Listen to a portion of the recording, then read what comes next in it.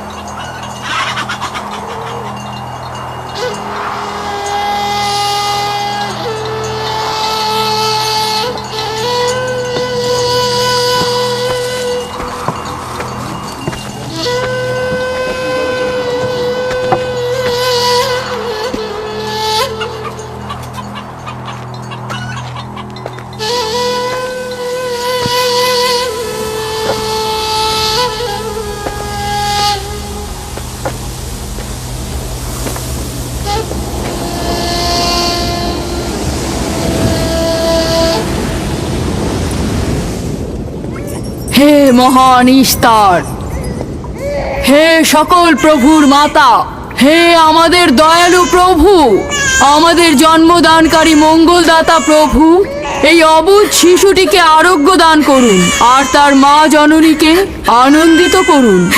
এই অবুঝ শিশুর মাতা প্রতিজ্ঞা করেছে প্রভু, তোমার দরবারে সে মূল্যবান হাদিয়া প্রদান করবে।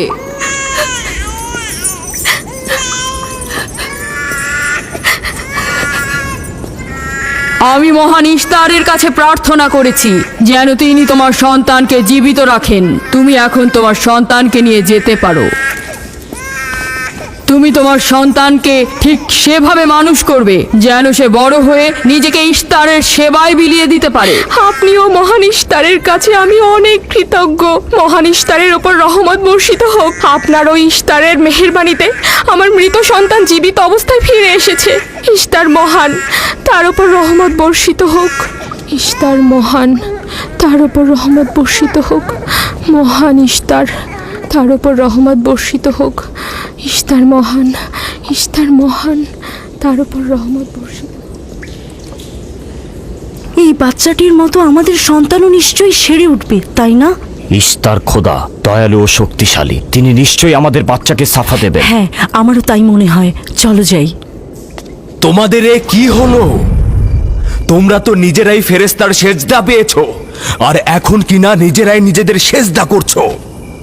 এই পৃথিবীর সৃষ্টির সকল কিছুই ইনসানকে তাসলিম করে, আর তোমরা কিনা প্রাণহীন নির্জীব পাথরকে তাসলিম করছো। এই শোনো, খবরদার বলছি, তুমি এসব বেহুদা কথাবার্তা বলে আমাদের খোদাকে অপমানিত করবে না। আমি এই কথাগুলো নিজে থেকে বলছি না, আমি খোদা কর্তৃক প্রেরিত কথাগুলো এই কিতাব থেকে বলছি। এটি হচ্ছে আসমানি সহি কিতাব, যা আমার দাদা ইব্রাহিম নবীর উপর নাজিল হয়েছিল। আমি তার দিনের অনুসারী এবং এই কিতাবের প্রচলন ও দাওয়াত প্রদানকারী। নিজে থেকে কিছু বলছি না। ওই আসমানি কিতাবে কি লেখা আছে আমাদের খোদাদেরকে অপমানিত করতে হবে? আমি অপমান করছি না, শুধু প্রশ্ন করছি। যদি জেনে থাকো তাহলে উত্তর দাও, আর যদি না জেনে থাকো তাহলে স্বীকার করো। তোমাদের জিজ্ঞাসা করছি, ওই মন্দিরে রাখা ইস্তারের মূর্তিগুলো কি তোমাদের প্রভু, নাকি তোমাদের তৈরি বস্তু? ইস্তার তোমাদের উপর প্রভাব বিস্তার করে নাকি তোমরা ইস্তারের উপর? ইস্তার তোমাদেরকে শাসন করে নাকি তোমরা ইস্তারকে? পাথরের তৈরি ইস্তার যদি দুর্বল ও অক্ষম হয়ে থাকে, তবে কি করে আমাদের বাচ্চাদেরকে সাফা দেয়? সত্যি কথা, আমরাও দেখেছি। হ্যাঁ, তার হাকিকাত আছে। ইস্তার তার সন্তানকে সাফা দিয়েছে, আমি দেখেছি। ওই প্রজ্ঞাবান যিনি তোমাদের আহাজারি শুনেছেন, তিনি তোমাদেরকে সাফা প্রদান করেছেন, না ইস্তার। যদিও তোমরা খোদা ছাড়া প্রার্থনা করেছো আর তিনি ছাড়া তোমরা সাহায্য চেয়েছো, কিন্তু তিনি সকল কিছু সম্বন্ধে অবগত আছেন, তাই তোমাদের আহাজারিতে তার রহমত বর্ষিত হয়েছে, তোমাদেরকে সে সাহায্য করেছেন। সাধারণ দৃষ্টিতে তোমরা ইস্তারকে দেখেছো, অন্তর্দৃষ্টিতে দেখোনি, তাই মূল সাফা প্রদানকারীকে চিনতে পারোনি। ইয়াকুবের কথার মূল অর্থটা আমি এখন বুঝতে পারছি। সে চাইছে যে আমরা আমাদের খোদাদেরকে বাদ দিয়ে তার খোদার ইবাদত করি। আমরা আমাদের খোদার অনেক কল্যাণকর কাজ দেখেছি, তোমার খোদার কি দেখছি? আমি তোমাদেরকে সকলের চাইতে ঊর্ধ্বে অবস্থিত খোদার দিকে আহ্বান করছি। তিনি সৃষ্টি সকল কিছুর চাইতে ঊর্ধ্বে। তাই নাকি? কি করে বুঝবো তোমার খোদা অন্যান্য সকল খোদার চাইতে ঊর্ধ্বে? তুমি আর তোমার খোদা ও ইস্তারের মন্দিরের ধর্মযাজকের মতো স্বর্ণরৌপ্য লুটে নিতে চাইছো না, তা কি করে বিশ্বাস করব? আমার বাস্তব অবস্থা হচ্ছে আমি গভর্নর লাবানের নিয়োজিত রাখাল। আমার কোনো কিছুই নেই, আর কোনো কিছুর জন্য আমি কারো কাছে প্রতিদানও চাইনি। তোমরা কি আমাকে আমার কাজ অন্বেষণ না রাখালি করা ছাড়া আর কিছু করতে দেখেছো? দেখেনি জন্য কি এখন আমাদের দেখতে হবে? তুমি হয়তো সুযোগের অভাবে ভালো আছো, নয়তো তুমিও কোনো অংশে কম যেতে না। তোমরা সবাই একই রকম। ধর্মকে তোমরা মুখোশ বানিয়ে নিজেদের আখের গুছিয়ে নাও, সহজ সরল মানুষদের ঠকিয়ে তাদের সম্পদের রাজা হও। তোমার কষ্ট বুঝতে পারছি। তোমার সন্তান মৃত্যুর কোলে ঢলে পড়েছে, অথচ কেউ তাকে সাহায্য করতে এগিয়ে আসেনি। না ইস্তার জাদুকর, না ওই মন্দিরের খোদা ইস্তার। তাই সকল খোদাকে দোষারোপ করার অধিকার হয়তো তোমার আছে। মন্দিরের অক্ষম ইস্তারের সঙ্গে আমার কোনো কাজ নেই। আমার কথা তোমার না দেখা প্রভুর সঙ্গে। আমরা অনেক ধৈর্য ধরেছি আর অনেক কষ্টও করেছি। এখন আর কোনো নতুন খোদাদের ধৈর্য ধরার মতো অবস্থা আমাদের নেই। আমাদের ধর্মযাজক আসছে, ফারাজ তার কথার শাস্তি পাবে। পালাও ফারিস, তুমি পালাও।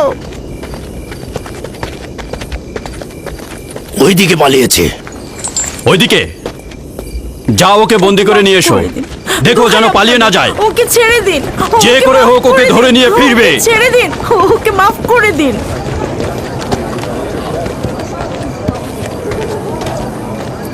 যদি শুধুমাত্র গভর্নরের জামাতা না হতে, তাহলে আমি জানি তোমাকে কিভাবে শায়েস্তা করতে হয়।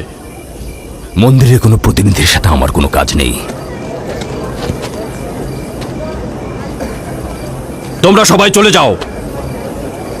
ইয়াকুবের কুফরি কথায় তোমরা কেউ কান দেবে না, আর কেউ বিশ্বাস করবে না। তোমরা কি কেউ দেখছো না? হ্যাঁ, এই ইয়াকুব তার কুফরি কথাবার্তার কারণে ফাদ্দানে দুর্ভিক্ষ নিয়ে আসছে। আমাদের ধর্মযাজক ঠিক কথাটাই বলেছেন। ইস্তারের অভিশাপে বালা মুসিবত আসার পূর্বেই চলো চলো আমরা এখান থেকে চলে যাই।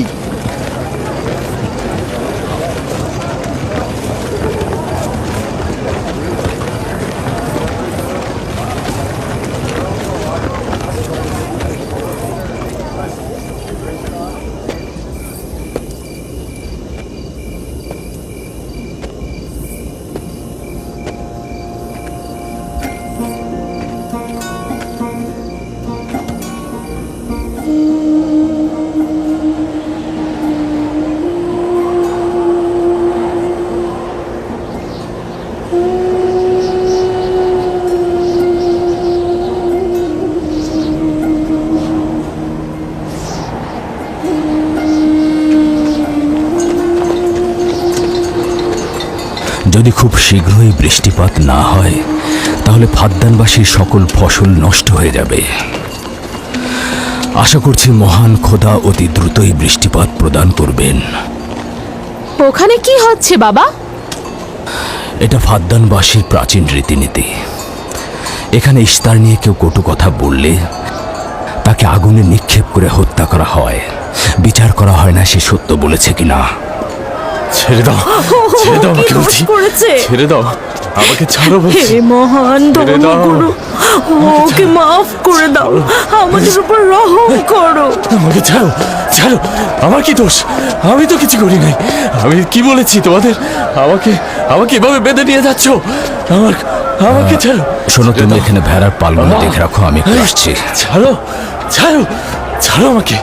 এই, ছেড়ে দাও, ছেড়ে দাও, ছেড়ে দাও। এই, তোমরা তোমরা নির্মমতা করছো।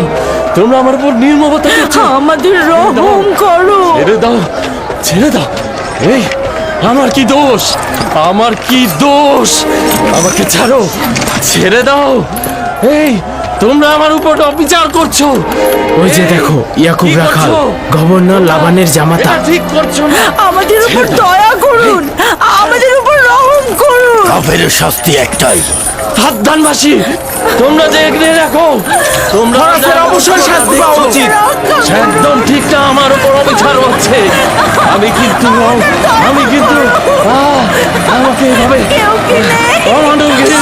অমানবিক ভাবে পোড়ানো হচ্ছে। এটা তোমরা সহ্য করো না, তোমরা জেগে ওঠো।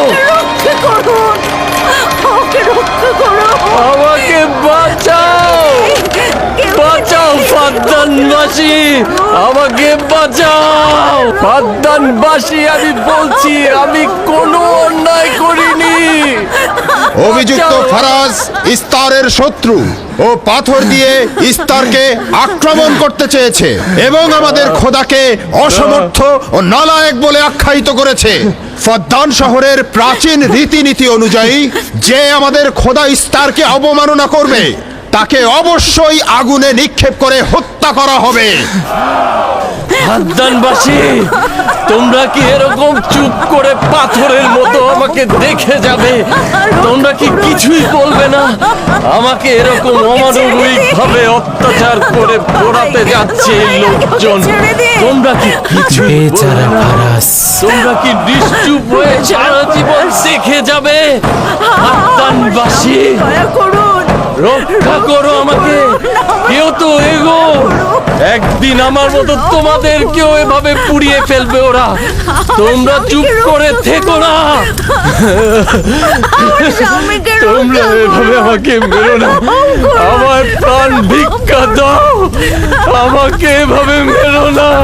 বেহুদা কান্নাকাটি করো না, হয়তো রক্তের মূল্য পরিশোধ করো, নয়তো আগুনে পুড়বার জন্য প্রস্তুত হও।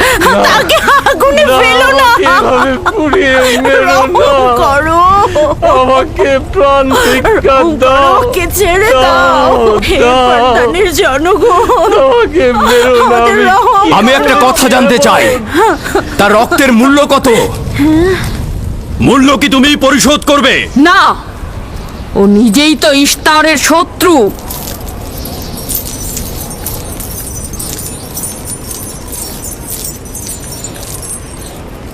তুমি নিজেই তো ইস্তারের শত্রু, প্রথমে তোমার নিজের রক্তের মূল্য পরিশোধ করো।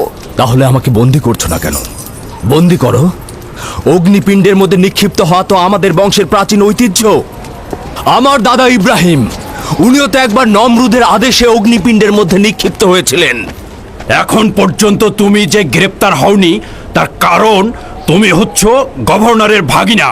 তার অর্থ দাঁড়াচ্ছে এই যে আমার মামা গভর্নর লাবান ইস্তারের খোদাকে অবমাননা করতে পারে কোনো শাস্তি ছাড়াই। ওকে গ্রেপ্তার করো আর ওর দাদার মতো ওকেও আগুনে নিক্ষেপ করো।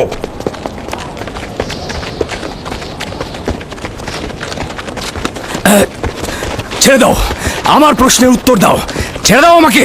এই, এখানে কি হচ্ছে এসব?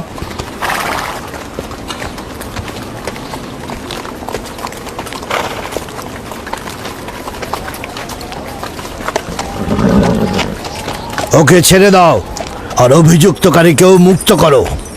ফারাসের অবশ্যই শাস্তি পাওয়া উচিত। যখন ইয়াকুব জীবনের মূল্য পরিশোধ করতে চায় তখন তোমাদের কোনো অধিকার নেই ওকে শাস্তি দেবার।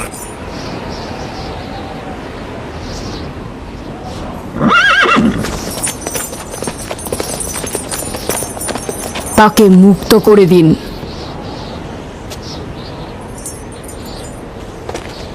ইয়াকুব, তুমি অবশ্যই ফারাসের জীবনের মূল্য স্বরূপ 500 দিনার পরিশোধ করবে। হ্যাঁ, কোনো সমস্যা নেই, আমি এই অর্থ পরিশোধ করব।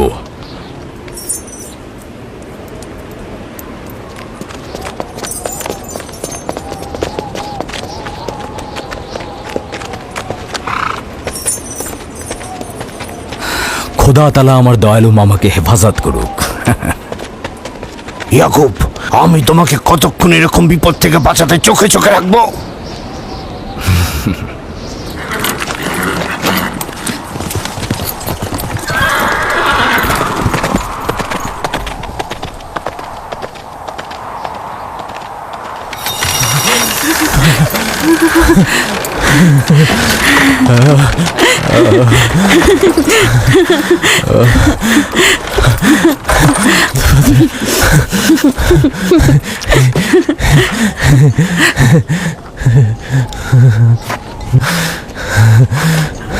আপনি মহান, আমরা কৃতজ্ঞ, আমরা অনেক কৃতজ্ঞ আপনার কাছে।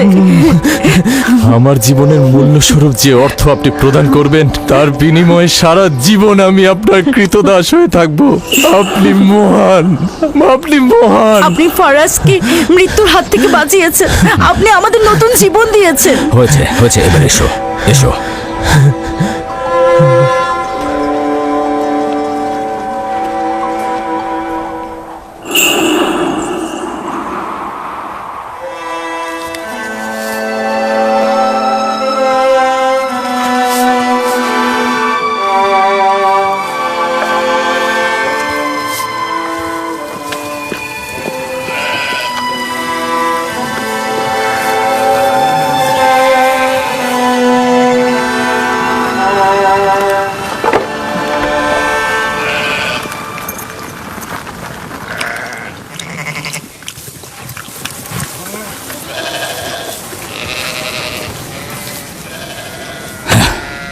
লোকটি আসলেই খুব ভালো, আসার পর থেকে শুধু কাজই করে যাচ্ছে।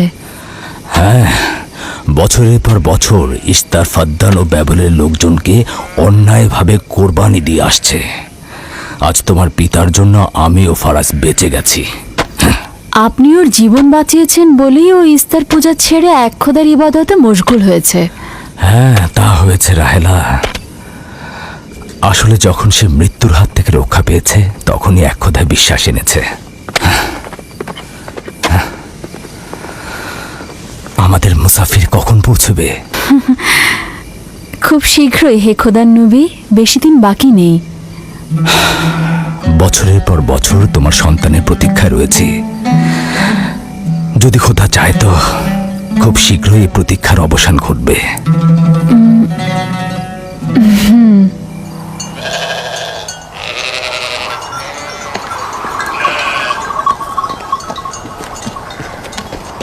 ইস্তেকদার, তোমার ও তোমার পরিবারকে সালাম। তোমার উপরও দরুদ বর্ষিত হোক ইয়াকুব রাখাল। হ্যাঁ, কৃতজ্ঞতা জ্ঞাপন করছি। মন্দিরে ইস্তারের জন্য খোরমা হাদিয়ে নিয়ে যাচ্ছ? প্রভুদেরকে তো অবশ্যই খুশি করতে হবে, তা না হলে তো এবছর বৃষ্টিপাত হবে না, তাই না? আমার কিন্তু মনে হয় মন্দিরের ইস্তারে চাইতে তোমাদের বেশি দরকার ওই খোরমা। তোমার কাজ হচ্ছে আমাদের খোদাকে অপমানিত করে আমাদেরকে রাগান্বিত করা, তাই তো? তোমরা কি নিশ্চিত যে ইস্তারের মন্দিরের ওই পাথরের মূর্তিগুলো সত্যিকার অর্থে বৃষ্টি বর্ষিত করতে পারবে? তোমার এসব কুফুরি কথাবার্তার কারণেই আমাদের মন্দিরের খোদা নাখোশ হয়েছে, আর এই কারণেই ফাদ্দানের আকাশে আজ মেঘ নেই। এই ইয়াকুব, ইস্তারের অবমাননা থেকে তুমি নিজেকে রক্ষা করো। চলে এসো, চলে এসো।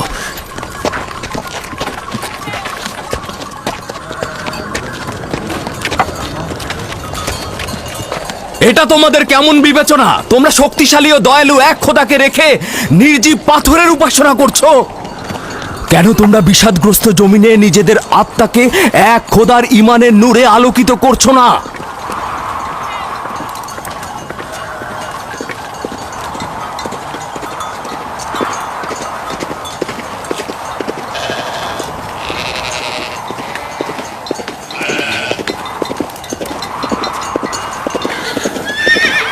হে মহান ইস্তার ইলাহি, তোমার ফলপ্রসূ এই মন্দিরখানা তোমার শত্রুদের রক্ত দ্বারা পবিত্র করব।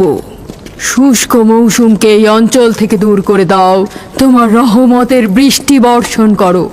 হে মহান ইস্তার ইলাহি, তোমার এই ফলপ্রসূ মন্দিরকে তোমার শত্রুদের রক্ত দ্বারা পবিত্র করব। হে মহান ইস্তার ইলাহি, এই অঞ্চলের শুষ্ক মৌসুমকে তুমি দূর করে আলী দাও, জনাব। তোমার রহমতের বৃষ্টি বর্ষণ করো। হে ইয়াকুব আবারও মহান মন্দিরের ইস্তার বিপক্ষে ইলাহি, দাঁড়িয়েছে, আমাদের খোদাকে তোমার অবজ্ঞা করেছে। রহমতের বৃষ্টি বর্ষণ করো। হে ইস্তেকদারের সাথে মন্দিরে ঢোকার সময় কথা বলেছে, তোমার আমিও দূর রহমতের থেকে বৃষ্টি দেখেছি। বর্ষণ করো। হে মহান ইস্তার ইলাহি, তোমার ইয়াকুব হাত গুটিয়ে বসে থাকবে না। ধ্বংস করো, তোমার দুশমনদের ধ্বংস করো, আর ফারদানের জনগণের উপর রহমতের বৃষ্টি বর্ষণ করো।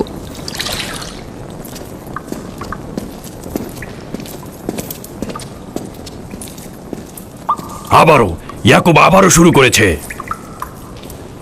আশা করছি ওর উপর এবার খোদার লানত বর্ষিত হবে। এখন আমাদের কি করা উচিত? লাবানকে এখানে ডাকো, তার সাথেই সমাধান করব। যত তাড়াতাড়ি সম্ভব লাবানকে আমন্ত্রণ করো।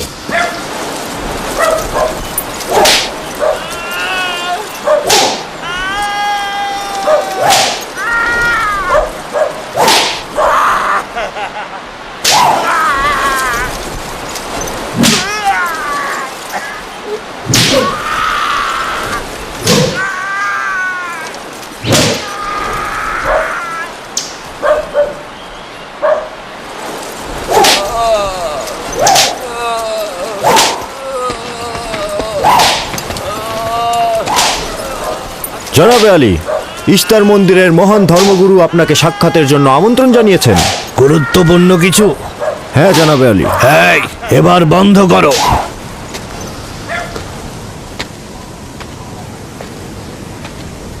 তুমি যদি আবারও চুরি করেছো তাহলে তোর আর আঘাতে আর জীবিত ফিরবে না। আমি কথা দিচ্ছি এমন ভুল আর কখনো হবে না। ছেড়ে দাও একে। এসো।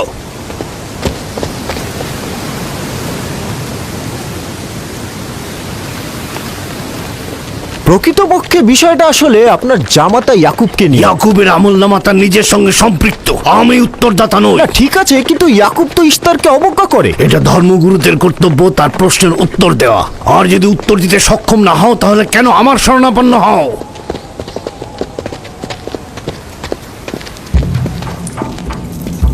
খোদার চাইতেও বড় খোদা মহান ইস্তার রাগান্বিত হয়েছেন। আমি দুর্ভিক্ষ দেখতে পাচ্ছি, যা ফারদানের জনগণের জন্য শুষ্ক মৌসুম আর মৃত্যুর কারণ হতে যাচ্ছে। জনাবে আলী, আমি তার আপনি একটু মধ্যে অপেক্ষা করুন, আমি শোকার্ত ধর্মগুরুকে অবস্থা খবর দেখতে দিচ্ছি। মহান ইস্তারকে সে রাগান্বিত করেছে। এই অপমান ইস্তার সহ্য করতে পারছেন না। কেউ একজন ইস্তারকে খেপিয়ে তুলেছে। যে মহান খোদাকে অপমান করেছে সে দ্রুতই শাস্তি পাবে। মহান ইস্তার তার বলি চাচ্ছেন। লাবান, কেন তোমার ভাগিনে ইয়াকুবের কুফরি বন্ধ করছো না? তোমরা তো ব্যাবিলনের জনগণের ইমানের মালিক। তার প্রশ্নের জবাব দিয়ে দাও। আমি তো গভর্নর, ধর্মগুরু নই। কিন্তু সে তোমার ভাগিনা এবং তোমার কন্যাদের স্বামী। আমি ফারদানের শান্তি আর নিরাপত্তায় নিয়োজিত। আমার ভাগিনার কার্যাবলী দেখার জন্য নয়। এই কারণেই তাকে শান্ত করতে হবে। সে ফারদানের শান্তি নষ্ট করছে।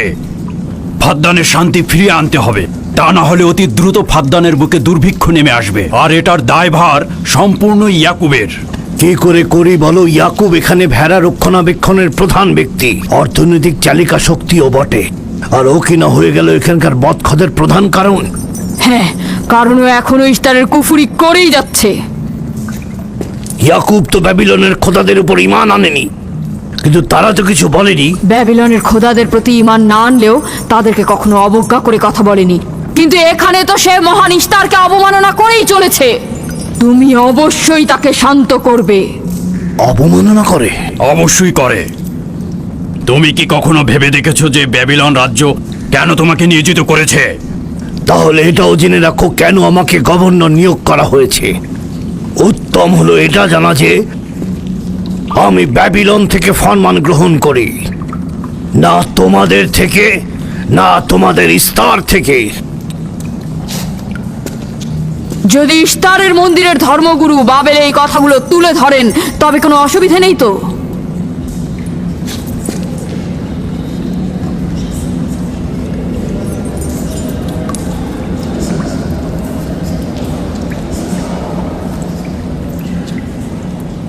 ঠিক আছে, আমি ইয়াকুবের সঙ্গে কথা বলছি। ইয়াকুবকে বলে দেবেন, আর কখনো যদি আমার পরিবারের সাথে ইস্তার নিয়ে কোনো কটু কথা বলে তাহলে তাকে আগুনে নিক্ষেপ করা হবে। কুকুরের ছানা তার বাবা মার কাছে ঘেউ ঘেউ শেখার আগে নেকড়ের কাছে ছিন্ন ভিন্ন হয়ে যায়। তোমার নিজের জবানের হেফাজত করো। এবারের মতো ক্ষমা করে দিচ্ছি, পরের বার কিন্তু করব না।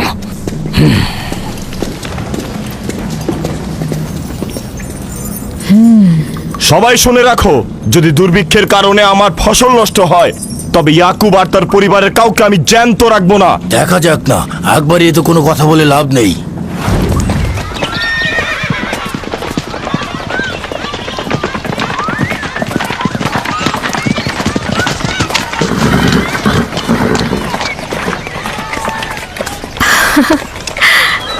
আব্বাজান এসেছেন।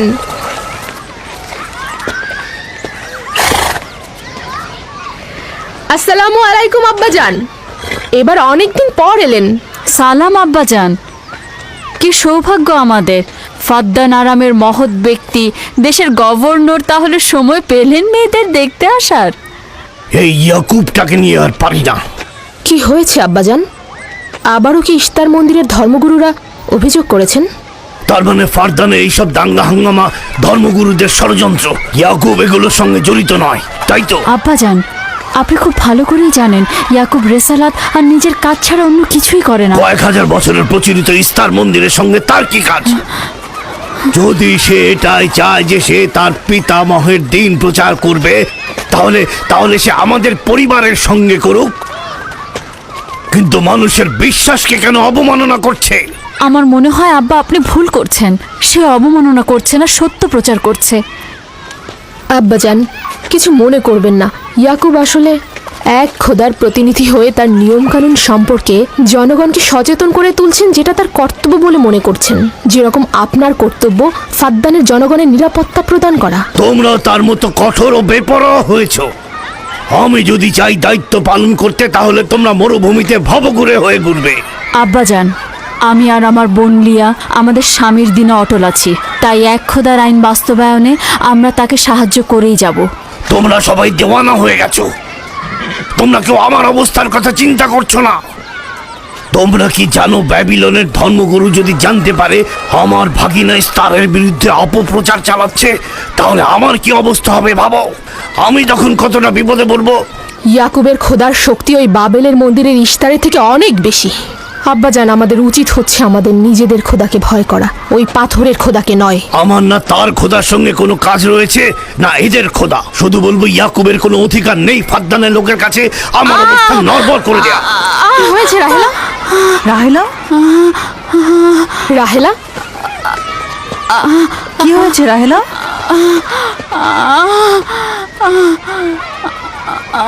রাহেলা, রাহেলা, কি হলো তোমার? এমন করছো কেন? আলহামদুলিল্লাহ, মনে হয় সময় হয়ে গেছে। যাও, ধাত্রীকে খবর পাঠাও। আচ্ছা আচ্ছা, যাও। চলো আমরা সবাই মিলে ওকে ঘরে নিয়ে যাই। হ্যাঁ চলো চলো, চলো ঘরে নিয়ে যাই ওকে। আস্তে আস্তে। পলাশ, বলুন জনাব। যাও তুমি মরুভূমিতে যাও, ইয়াকুবকে বলো এখনই যেন চলে আসে। খুবই দ্রুত যাও। জি আচ্ছা। আমার ঘোড়াটা নিয়ে যাও।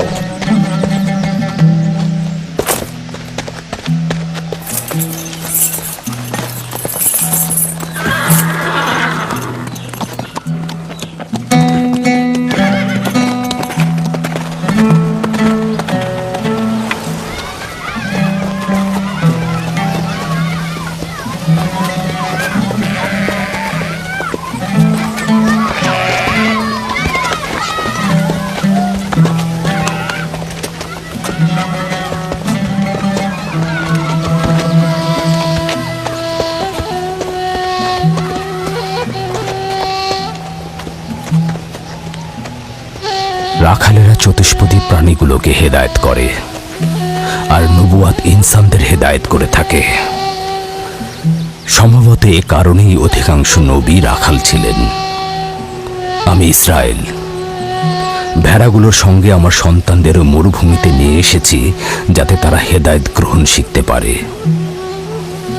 আমার সন্তান বনি ইসরায়েলেরা কেন ক্ষমতা ও পেশি শক্তিকে মূল দণ্ড হিসেবে মনে করছে?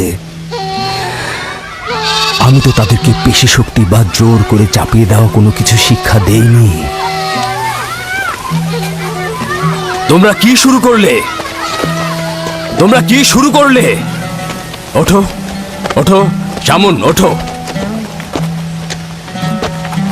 আমার উত্তরাধিকারী ও পরিবারের প্রধান সেই হবে যে খোদাকে সবচাইতে বেশি ভালোবাসবে। ইব্রাহিম ও ইসহাক ছিলেন সর্বোৎকৃষ্ট। তার মানে এই নয় যে তারা অধিক শক্তিশালী ছিলেন। শক্তি দিয়ে সবকিছু জয় করা যায় না।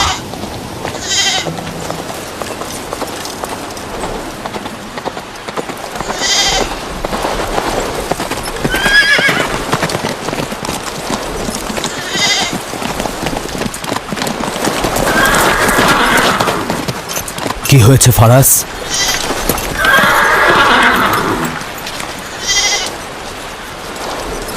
তোমরা ভেড়াগুলোকে নিয়ে আসো।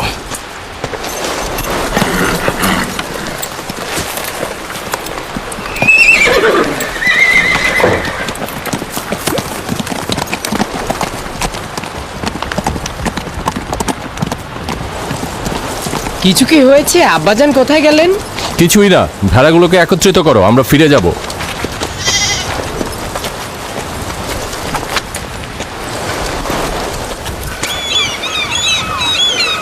বেল, হ্যাঁ, রাহেল তো তোমার সতীন। রাহেলের সঙ্গে তোমার অনেক ভালো সম্পর্ক দেখছি। ওই সন্তান না থাকায় ভালো সম্পর্কটা ছিল। রাহেলের সাথেও ভালো সম্পর্ক ছিল, ওই ইয়াকুবের সাথেও ভালো সম্পর্কটা ছিল। আমার সন্তান নেই, তার সন্তান হচ্ছে, ভালো সম্পর্কটা থাকে কি করে? এমন ভাবে বলছো কেন? রাহেল আর ইয়াকুব তো ইনসান হিসেবে খুবই ভালো। হ্যাঁ, কিন্তু ইয়াকুব তো রাহেলকে অনেক বেশি ভালোবাসে। আর যেহেতু এখন তার সন্তান হচ্ছে, তার স্থান তো সব স্ত্রীর থেকে উপরেই হবে, তাই না? ইয়াকুবের কয়টা স্ত্রী? 4 জন, আমি, লিয়া, জুলফা ও রাহেলা। এই বাদ দাও তো এসব, তাড়াতাড়ি চলো, না হলে শব্দ শেষে আবার আমার ঘাড়েই পড়বে। আরে আমি তো জানি ইয়াকুব বড় ন্যায়পরায়ণ আর মেহেরবান। সকল হিংসা ভুলে একটু ভালোবাসাটাকে বাড়াও, দেখবে সেও তোমাকে খুব ভালোবাসবে। আর ও তো খুব ভালো মানুষ। জনাবে আলী লাবান, আপনার ওপর শান্তি বর্ষিত হোক। ভালো পুরস্কার পেতে যাচ্ছ, কিন্তু রাহেল আর তার সন্তানকে সুস্থ চাই। চিন্তা করবেন না, আমি অনেক অভিজ্ঞ ধাত্রী।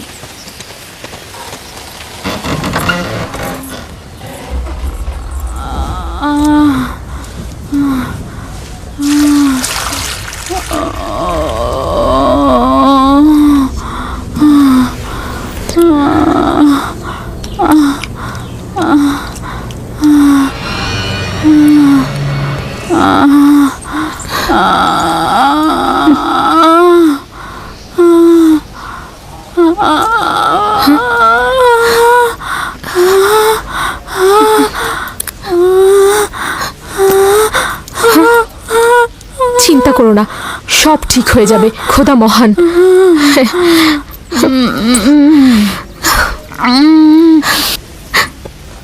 রাহেল, রাহেল, রাহেল, এই যে রাহেল, কি হলো? কথা বলো। রাহেল, রাহেল, রাহেল, রাহেল, রাহেল বেহুশ হয়ে গেছে। রাহেল, রাহেল চোখ খোলো। রাহেল কথা বলো। রাহেল, রাহেল, এই যে রাহেল। রাহেলা, হ্যাঁ, এমন তো নয় তার উপর ইস্তারের খোদার রাগ পড়েছে।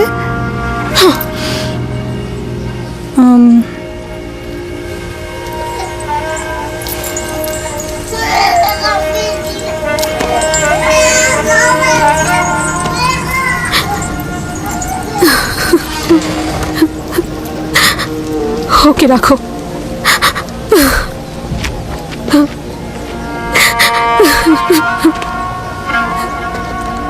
তোমরা তোমার খালার জন্য দোয়া করো, তোমাদের দোয়া খুব তাড়াতাড়ি কবুল হবে।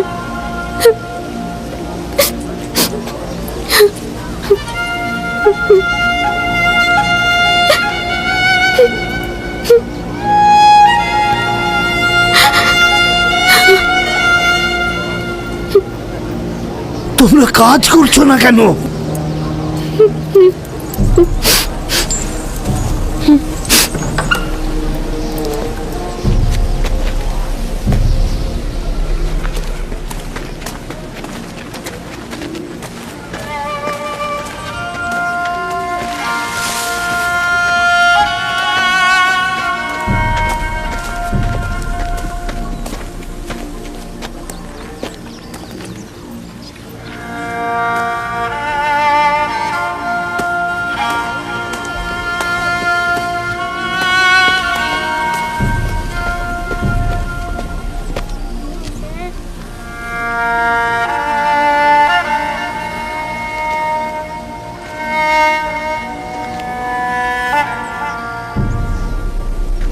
কেউ একজন ইস্তারকে রাগান্বিত করেছে। আগুন ও রক্ত দেখতে পাচ্ছি, অলক্ষণে মৃত্যুর ছায়া সর্বত্র দেখতে পাচ্ছি। আগুন প্রথমে কাফেরের পোশাকের নিম্নাংশ গ্রাস করবে। যারা ইস্তারকে অবমাননা করেছে, অতি দ্রুতই তাদের ধ্বংস আসন্ন। হ্যাঁ, ইস্তার তাকে ক্ষমা করবে না, অতি দ্রুতই সে তার শাস্তি পাবে। আমার মনে হয় ওরা ইশতারের অভিশাপের ফল ভোগ করছে। ইয়াকুব তো সব সময় ইশতারকে অবজ্ঞা করে কথা বলে। হ্যাঁ, ইশতার বলেছিল কুফরিকারী কাফের তার রোশানল থেকে রক্ষা পাবে না। ইয়াকুব তো ইশতার আর তার খোদাকে নিয়ে কত বেহুদা কথা বলেছে, মনে হচ্ছে তারই ফল ভোগ করছে।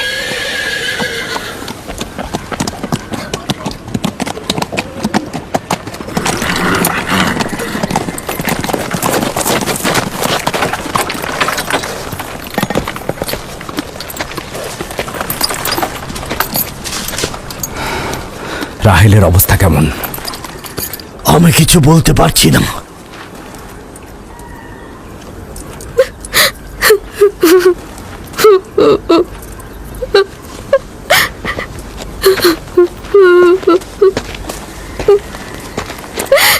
কিছু একটা করুন, রাহেলের অবস্থা খুবই খারাপ।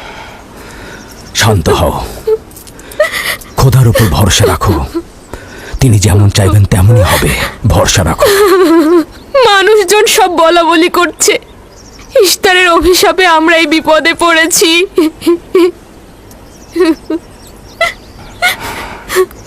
খুব ভালো। এবার দেখা যাক রাহেল ও তার সন্তানের খোদা সবচাইতে বেশি শক্তিশালী, নাকি ওই ইশতারে খোদা। খোদা রহম করো। তোমরা রাহেলের দিকে লক্ষ্য রেখো, আমি একটু আসছি। কোথায় যাচ্ছেন? আমাদের এই অবস্থায় ফেলে যাবেন না। শান্ত থাকো, আমার একাকিত্বের প্রয়োজন। তুমি খোদার সঙ্গে যা করার করো, আমি হাত পা গুটিয়ে বসে থাকতে পারবো না। আমি অবশ্যই হেকিমি চিকিৎসার ব্যবস্থা করব। আমি চিকিৎসকের নিকটে যাচ্ছি, প্রকৃত চিকিৎসক।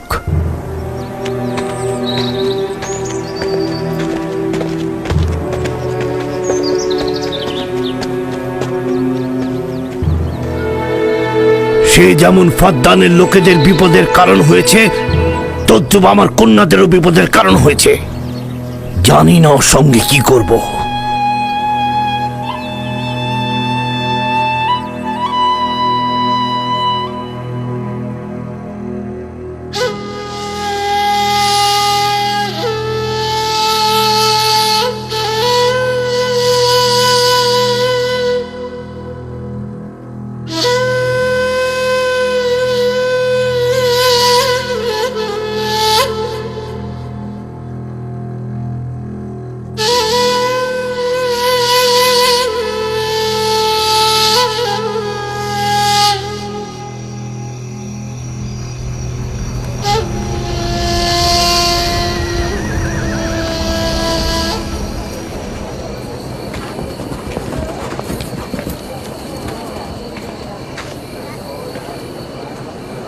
কেন যে ইশতার মাতাকে ডেকে আনছে না, সে তো সবচেয়ে বড় ধাত্রী। হ্যাঁ, তারা বলছি। জনাব লাবান, ইশতারের কাছে লোক পাঠান। ধাত্রী হিসেবে সে কিন্তু সবচাইতে ভালো।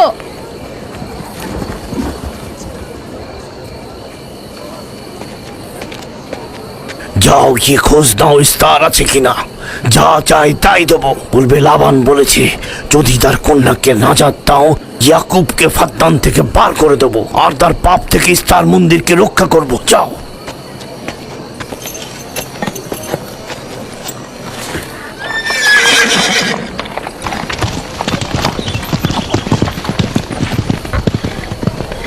ইয়াকুব ইশতারের খোদাকে অপমান করেছে।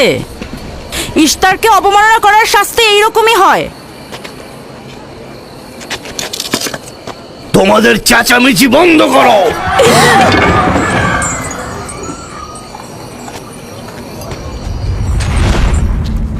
ইয়াকুবকে বলো কেন সে তার খোদার কাছে সাহায্য চাচ্ছে না।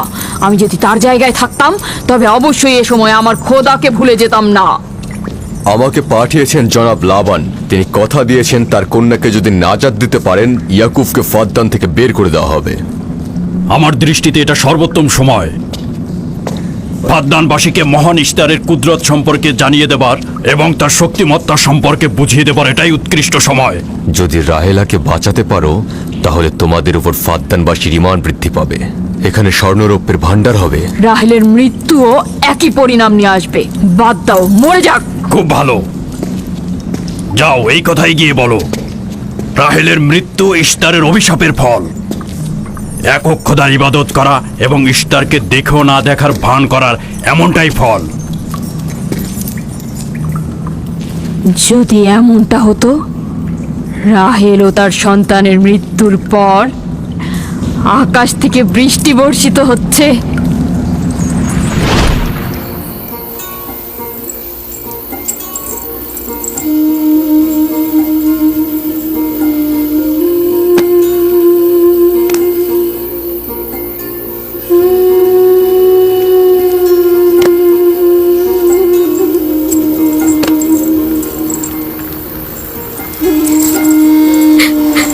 রাহেল, রাহেলা, রাহেলা, তুমি শুনতে পাচ্ছ?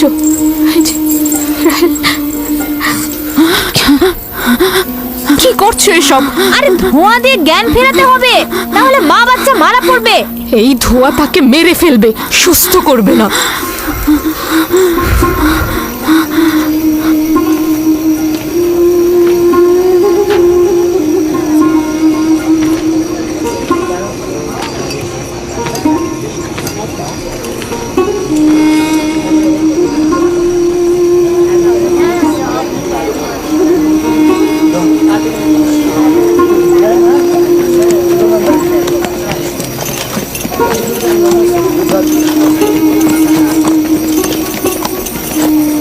ইস্তার মাতে আসছেন। দেখা যাক এবার কার খোদা বিজয়ী হয়, ইয়াকুবের খোদা নাকি মন্দিরের খোদা। আরে পরিষ্কার বোঝা যাচ্ছে বিজয়ী হবে ইস্তার।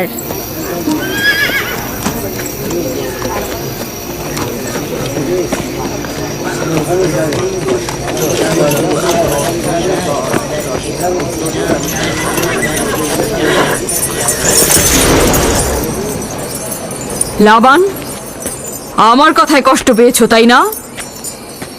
আর ইয়াকুব যে বলল তার খোদা সর্বশক্তিমান, অধিক দয়ালু, তবে তার খোদা কেন এসে তাকে সাহায্য করছে না? রাহেলের জীবন এখন তোমার হাতে, তুমি তাকে সাহায্য করো। আমি কখনোই ভাবিনি যে ইয়াকুব এত দ্রুতই মহান ইস্তারের শরণাপন্ন হবে। কত অবাক করা বেহুদা ও কাল্পনিক মিথ্যা আর বাতিল চিন্তার মধ্যে মগ্ন আছো। এই বাতিল চিন্তার সত্যতা একটু পরেই তুমি উপলব্ধি করবে, যখন তোমার স্ত্রী সন্তান মৃত্যুর মুখে পতিত হবে। জীবন ও মৃত্যু সম্পূর্ণ খোদার হাতে, না ইস্তারের পাথরের মূর্তির হাতে। আমি ইস্তারকে এখানে আসতে বলেছি। রাহেলের অবস্থা খুবই খারাপ। রাহেলের নিজের খোদা ব্যতীত আর কারো খোদার প্রয়োজন নেই। তুমি বের হয়ে যাও, বের হও। ইয়াকুব, আমি এখানে দাঁড়িয়ে আছি। দাঁড়িয়ে আছো কেন? বের হয়ে যাও। তোমার স্ত্রী সন্তান ধ্বংস হবে। মহান ইস্তারের ক্রোধে তোমাদের ধ্বংস অনিবার্য। আমার সহধর্মিনী তোমার দয়ায় আসেনি যে তোমার বদ দয়ায় ধ্বংস হয়ে যাবে। তুমি বের হয়ে যাও। ফাদ্দানের জনগণ, এই লোক নিজের জন্য কোনো রহম নিয়ে আসেনি এবং সে তোমাদেরও কোনো রহম দিতে পারবে না। সে তোমাদের জন্য যেমন দুর্ভিক্ষ নিয়ে আসছে, তেমনি তার স্ত্রী পুত্রের জন্য মৃত্যু ডেকে নিয়ে আসছে। অতি দ্রুতই তোমরা ইস্তারের কুদরত দেখতে পাবে। তোমার কারণে আমার কন্যার জীবন যদি বিপন্ন হয়,